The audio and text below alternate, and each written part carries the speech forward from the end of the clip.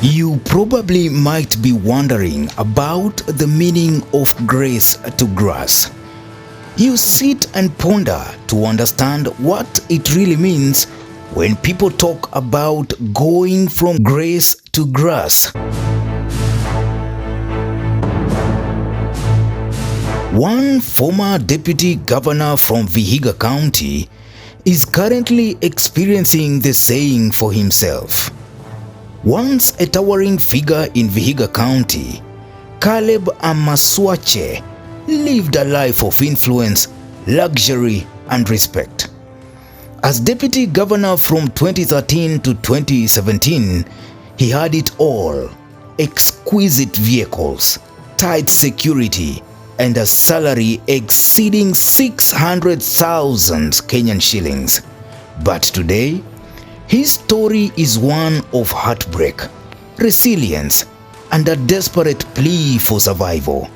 This is the journey of a man who went from power to poverty. Caleb Amaswache was a name synonymous with authority.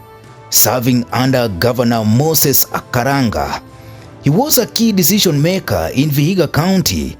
Flashy cars, a lavish lifestyle, and the admiration of many defined his tenure. But when his term ended in 2017, the spotlight faded and a harsh reality set in. When you're in power, everything looks flashy, everything looks good, and everybody will respect you.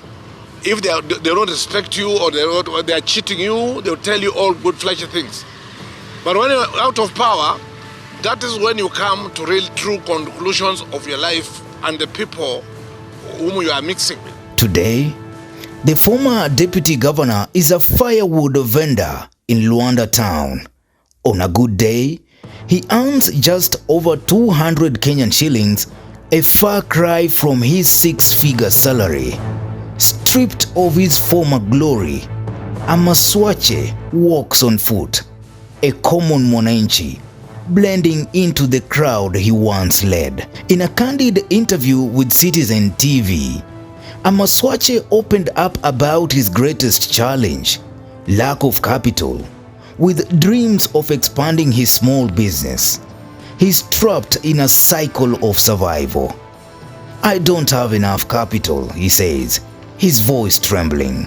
"I have to split what I have, sell part of it, and eat the other." Sometimes there are people who can want even to sell me these logs, but I don't have enough capital. Because the capital I have to split, I sell, eat part of it. After that, the sacrifices are personal and painful.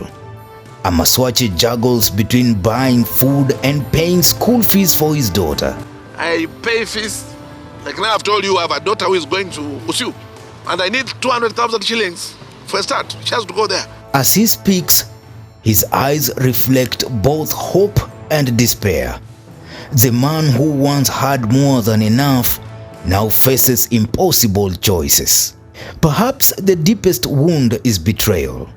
Amaswache laments that those he helped rise to power have abandoned him. He says some don't even pick his calls. His voice is laced with disappointment. Once surrounded by allies, he now stands alone, his service to Vihiga seemingly forgotten. With unwavering resolve, Amaswache appeals to President William Ruto for intervention. He says he needs a job. He is asking His Excellency to consider those who were once in government. He says we are all Kenyans, and the president should take care of all Kenyans. He also requests a car from the county leadership, a small gesture for a man who gave years to public service. My advice to the leaders who are in power: don't be arrogant. Don't be arrogant. And also respect the other leaders who have been in power. Respect them. Respect them. Yeah. Give them a chance. I don't see how, as a deputy governor, I can just be walking on foot here. The county government of Vihiga is supposed to give me a vehicle.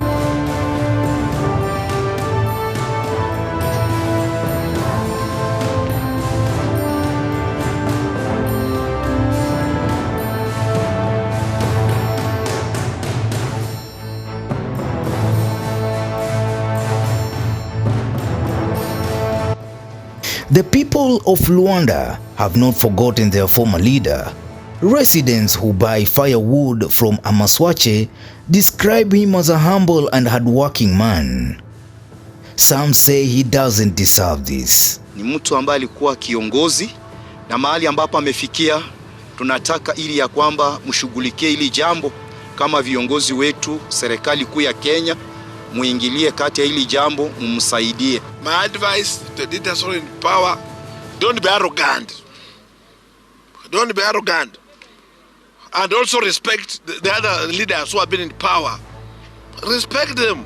Respect them. Yeah. Give them a chance. I don't see how, as a deputy governor, I can just be working on foot here. Tunafaidika kuni, tunachukua kuni kutoka kwa deputy governor Amaswache, na hizo ndio kuni ambazo zinatusaidia kupika, na zingine ambazo tunachukua tunafanya biashara ili wengine waweze kuchukua waende wafanyie kazi zao.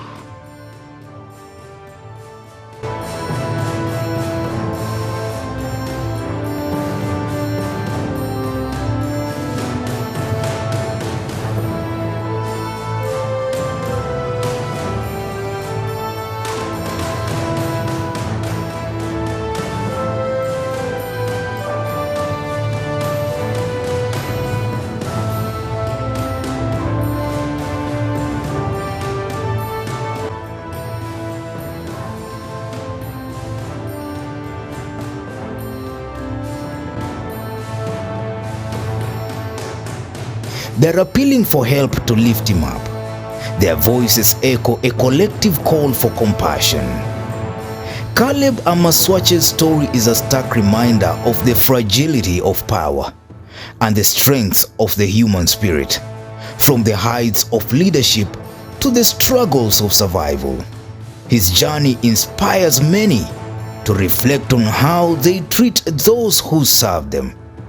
Will his plea be heard? Nefuaranga mkongo William Ruto, president West Barcelona, nyanga jemfuale kengene mbole ifoko mia. Number 2, organo lwa kabili. Abayahudi ni bali mkambi, noli tukuli ya nini ya Pasaka. Bali mkambi indi anangwa sobibo. Germany ila mnangwa.